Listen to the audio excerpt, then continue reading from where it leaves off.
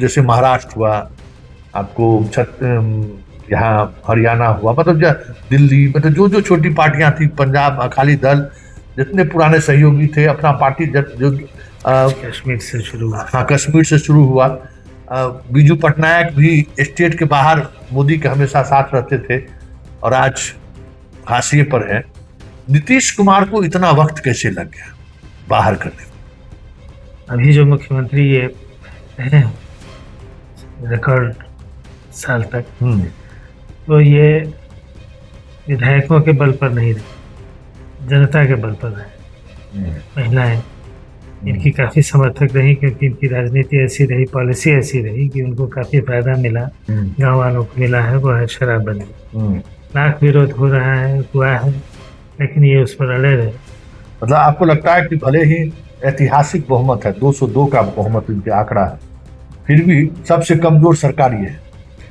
बहुमत मिला है, लेकिन नेतृत्व बदल गया, और अब जो नेतृत्व है उसमें वो कुशलता नहीं है।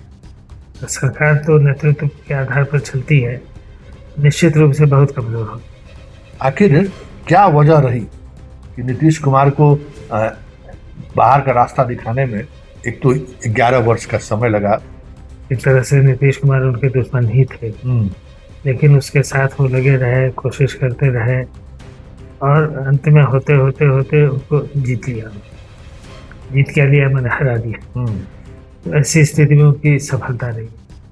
फिर भी उनके मन में ये डर है कि क्योंकि मूल तो जनता ही, जनता क्या करेगी ये भी स्पष्ट नहीं। नमस्कार, पॉलिटिक्स में आप सबों का स्वागत है। और आज हम पॉलिटिक्स में बात बिहार की उस पॉलिटिक्स की करने जा रहे हैं जिस पॉलिटिक्स के सहारे ये अब चर्चा होनी शुरू हो गई है कि बीजेपी और खास करके मोदी पूरे देश के स्तर पर जितने भी क्षेत्रीय पार्टियां हैं या जो थी, और वो क्षेत्रीय पार्टी जो मोदी से हाथ मिलाया, उनका जो हश्र हुआ और नीतीश कुमार का जो हश्र हुआ, उसमें एक लंबा वक्त लगा। और आज भी नीतीश भले ही राज्यसभा के चुनाव के इस पे नॉमिनेशन पर दस्तखत कर दिया हो, लेकिन अभी भी थोड़ा लग रहा है कि नीतीश कुमार को सीधे तौर पर बीजेपी इग्नोर नहीं कर पा रही है, मार्गदर्शक मंडल में डालने की स्थिति में नहीं दिख रही है। कई तरह के मौके अभी भी दे रही है बीजेपी कि नीतीश कुमार का स्वाभाविक एग्जिट लगे, ये नहीं लगे कि बीजेपी जो है सो उसको जबरन सत्ता से बेदखल किया है। इस मुद्दे पर हमारे साथ बात करने के लिए कुमार सुमूर्ति जी हैं। सुमूर्ति जी उस दौर में सक्रिय रहे या उस दौर की राजनीति को देखा है जब जेपी मूवमेंट अपने चरम पर था, इंदिरा गांधी के खिलाफ एक बड़ा आंदोलन, छात्र आंदोलन चल रहा था उस समय में, पूरे देश के नेशनल कन्वीनर थे उसमें, लालू हो, नीतीश हो, शिवानंद तिवारी हो, सुशील मोदी हो, मतलब उस दौर के जितने भी पॉलिटिशियन हैं, सारे पॉलिटिशियन का मतलब कह सकते हैं कि गुरुकुल में इनकी उपस्थिति रहती थी। राजनीति को बेहतर तरीके से समझते भी हैं और देखते भी हैं। तो आज इन्हीं से हम जानना चाहेंगे। पहले तो आपका स्वागत है। नमस्कार। नमस्कार। मेरा सवाल यही है कि जैसे महाराष्ट्र हुआ, आपको यहाँ हरियाणा हुआ, मतलब दिल्ली, मतलब जो जो छोटी पार्टियां थी, पंजाब अकाली दल, जितने पुराने सहयोगी थे, अपना पार्टी जो कश्मीर से शुरू हुआ। हाँ, कश्मीर से शुरू हुआ। बीजू पटनायक भी स्टेट के बाहर मोदी के हमेशा साथ रहते थे और आज हाशिए पर हैं। नीतीश कुमार को इतना वक्त कैसे लग गया बाहर करने में? देखिए, नीतीश कुमार जो है वो ये भी जनता के कार्यकर्ता रहे और जनता के नेता बने। अभी जो मुख्यमंत्री ये रहे रिकॉर्ड साल तक, तो ये विधायकों के बल पर नहीं रहे, जनता के बल पर रहे। और इनकी खूबी ये रही कि जनता के 2-3 वर्गों को, जैसे महिलाएं, इनकी काफ़ी समर्थक रही, क्योंकि इनकी राजनीति ऐसी रही, पॉलिसी ऐसी रही कि उनको काफ़ी फायदा मिला, और आर्थिक ही फायदा नहीं मिला बल्कि समाज में इज्जत भी मिली, जिसके कारण महिला इनकी मुरीद हो गई ऐसी नीतियों के कारण। दूसरा, मैं मानता हूँ कि एक बहुत ही नैतिक नीति इन्होंने अपनाई हालांकि वो नीति बदनाम है, लेकिन उसका काफी फायदा गांव वालों को मिला है, वो है शराबबंदी। लाख विरोध हो रहा है, हुआ है, लेकिन ये उस पर अड़े रहे और वो अभी भी जारी है। और शराबबंदी अगर हटेगी तो फिर देखिएगा कि सामाजिक हिंसा बढ़ जाएगी। फिर ऐसी 2-3 नीतियां इनकी, तो जनता इनके समर्थन में है, इसलिए ये नेता रहे, मुख्यमंत्री रहे। और अभी जो मुख्यमंत्री बनेंगे बीजेपी के, उनका कोई भी व्यक्ति ऐसा नहीं है जिसका जनता में कोई बेस है। विधायकों की जोड़ तोड़ के आधार पर ही वो मुख्यमंत्री रहे। फिर ये हम देखते हैं कि उन्होंने एक अजीब राज्यसभा का तो हस्ताक्षर कर दिया, आवेदन कर दिया, लेकिन यात्रा पर निकल पड़े। इसका आमतौर पर जो राजनीति है उससे कोई तुक नहीं बैठता है।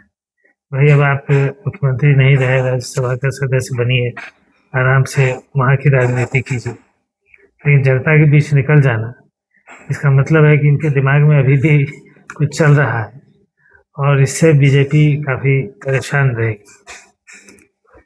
ये कुछ बदल करने में सफल हो या नहीं हो, उनके मन में हो या नहीं हो, लेकिन बीजेपी अपनी तरफ से परेशान रहेगी। हम एकदम वॉच करती रहेगी क्या सोच रहे हैं इनके जो समर्थक हैं, विधायक, वो क्या सोच रहे हैं, राजद का क्या स्टैंड है। ये सारे समीकरण बदल सकते हैं। अभी भी नीतीश कुमार में ये उनकी पॉपुलैरिटी है और दिमाग मेरे ख्याल से इतना खराब नहीं हुआ है कि सोच नहीं। लेकिन जी, इसलिए बीजेपी अलर्ट रहेगी और अंदर अंदर परेशान और इनसिक्योर हुई रहेगी। लेकिन एक जो बात अगर हम बिहार की करें तो नीतीश के जाने को लेकर एक माहौल, मतलब एक अलग तरीके का माहौल प्रदेश में देखने को मिला। हर कोई एक ओह ये क्या कर रहा है बीजेपी। ये जो ताकत है नीतीश कुमार की, क्या यही ताकत अभी तक शाह और मोदी को बिहार पे मतलब उस तरीके से कब्जे करने को रोक रहा है? देखिए, नीतीश कुमार ने शुरू से ही हिंदू मुस्लिम डिवाइड को बढ़ने नहीं दिया, उनकी एकता रही, और जिस एकता को हिंदू भी पसंद कर रहे हैं, मुस्लिम भी पसंद कर रहे हैं, तो दोनों में बिना विभेद के दोनों का समर्थन इनको प्राप्त रहा।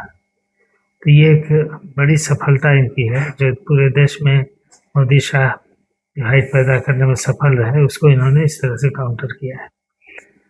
तो अभी अगर नीतीश कुमार हटे तो एक तरह की बीजेपी कोशिश करेगी कि हिंदू मुस्लिम तनाव पैदा हो सकता है दंगे भी हो जाए, उसका असर निश्चित रूप से लॉ एंड ऑर्डर पर पड़ेगा और चौतरफा पड़ेगा।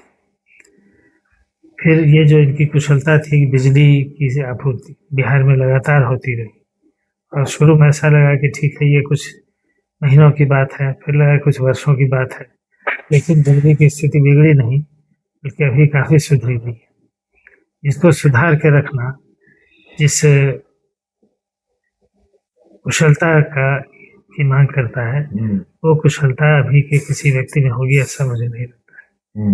बिजली की हालत भी खराब होगी, लॉ एंड ऑर्डर भी बिगड़ेगा, तो इस सब पर जनता चुप नहीं बैठेगी, प्रतिरोध इसका करेगी। इसलिए बीजेपी मुश्किल में आएगी और बिहार, उसके साथ बिहार भी परेशान होगा, क्योंकि अगर लॉ एंड ऑर्डर बिगड़ेगा, बिजली की स्थिति बिगड़ेगी, तो सब लोग परेशान होंगे। फिर ये कहा जाता है कि औरतें इनके पक्ष में हैं, तो इसलिए 10-10 हज़ार रुपये दिए इसलिए इनको वोट मिले, वो एक कारण होगा। लेकिन ये जो महिलाओं को मुखिया बनाना, 50% रिजर्वेशन देना, नौकरी में आरक्षण देना, ये जो ग्रुप जगह जगह सेल्फ हेल्प ग्रुप, जीविका निधि, इस सब का जो नेटवर्क बना, उसको इन्होंने जिस तरह से डील किया, उस तरह से भी डील इस पार्टी में कोई नहीं है, और जेडीयू साथ है, फिर भी नेतृत्व में कोई ऐसा नहीं रहेगा जो ये सब कर सके। इसलिए स्थिति राजनीतिक दृष्टि से अस्थिर रहेगी, और उधर राजद जरूर जागरूक होगा भाई इस सिचुएशन का फायदा हम कैसे उठाएं। इन बीच में तो फायदा उठाने की क्षमता नहीं है, लेकिन अगला जो चुनाव आएगा उस चुनाव में उसको फायदा मिल सकता है। मतलब आपको लगता है कि भले ही ऐतिहासिक बहुमत है, 202 का बहुमत इनके आंकड़ा है, फिर भी सबसे कमजोर सरकार ये है। बिल्कुल बिल्कुल, क्योंकि सरकार बहुमत मिला है लेकिन नेतृत्व बदल गया है, और अब जो नेतृत्व है उसमें वो कुशलता नहीं है। तो सरकार तो नेतृत्व के आधार पर चलती है, निश्चित रूप से बहुत कमजोर होगी। अगर इसमें कोई जनता का नेता रहता भी तो भी मुश्किल था नीतीश जी की बराबरी करना। अब जितने फ्लाईओवर बने, सड़कें बनी, वो शायद ये लोग बना सके, क्योंकि बीजेपी की वो राष्ट्रीय पद नीति है, जहाँ जहाँ भी बीजेपी की सरकार है वहाँ इस दृष्टि से अच्छा काम हुआ है। लेकिन बाकी चीज़ों को साधना, हिंदू मुस्लिम एकता को साधना, शराबबंदी को जारी रखना, महिलाओं की लोकप्रियता बना के रखना, ये सब इनसे संभव नहीं है। फिर जो पिछड़े लोग हैं वो भी उनमें भी विभेद आएगा, असंतोष आएगा।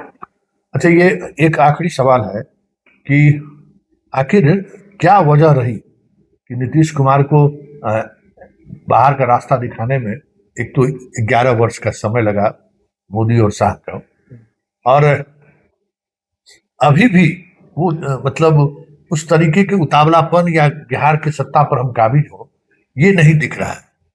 मतलब वो अभी भी ये साफ ये दिख रहा है कि इसका ठिकरा मेरे ऊपर नहीं फूटे। इसकी क्या वजह लगती है? एक तो इसमें रवीश कुमार जी ने जो कहा उससे मैं बहुत सहमत हूँ कि ये मोदी जी की बड़ी जीत है। एक तरह से नीतीश कुमार उनके दुश्मन ही थे, लेकिन उसके साथ वो लगे रहे, कोशिश करते रहे, और अंत में होते होते होते उनको जीत लिया। जीत क्या लिया, मैंने हरा दिया। तो ऐसी स्थिति में उनकी सफलता रही। फिर भी उनके मन में ये डर है कि क्योंकि मूल तो जनता ही है, जनता क्या करेगी ये भी स्पष्ट नहीं है। नीतीश जी जितना जनता से जुड़े हुए थे और एक उनके शासन में भी स्थिरता आ गई थी, उनके मतदान की दृष्टि से भी एक स्थिरता आ गई थी, वो सब उसके प्रति बीजेपी इनसिक्योर है, इनसिक्योर रहेगी, और आगे हम देखेंगे कि क्या होता है। चलिए, मतलब बहुमत भले 200 पार हो, लेकिन बिहार की पिछले 25-30 वर्षों से, या यूं कहें कि 90 के बाद कि सबसे कमजोर सरकार साबित हो, बहुमत इतना मतलब विशाल बहुमत के बावजूद भी, तो कोई बड़ी बात नहीं होती। चलिए, देखिए बहुमत के पीछे जो मत है, जिसके पीछे एक नैतिक ताकत भी बनती है बहुमत के कारण, अगर वो बहुमत है लेकिन नैतिक शक्ति उसके पीछे से हट जाए, यानी नेतृत्व पर बहुत कुछ निर्भर करता है, तो बहुमत काम नहीं आता है, सरकार कमजोर हो जाती है। जैसे हम लोगों ने पहले कई सरकारों के पीछे देखा कि जन समर्थन, मतदान के बावजूद जन समर्थन नहीं है तो कमजोर रहती है, कमजोर, वही हालत इसकी रहेगी। चलिए, फिलहाल पॉलिटिक्स में इतना ही। चलते चलते चीजों को समझिए।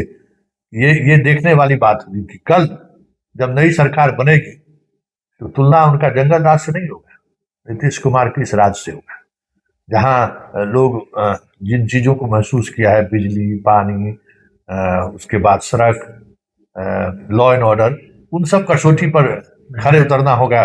महिलाओं की सशक्तिकरण, इन सब बातों पर नई सरकार को उस पर खड़े उतरने। मैं मानता हूँ शराबबंदी भी एक कारण, हाँ, शराबबंदी तो है, तर्क से आज नहीं लगता है, लेकिन हाँ, उसका उसका प्रभाव तो है। देखिए हाँ, तो ये बहुमत की सरकार नहीं, विशाल बहुमत की सरकार होगी, लेकिन ये सरकार उतनी ही कमजोर होगी, ये साफ दिख रहा है।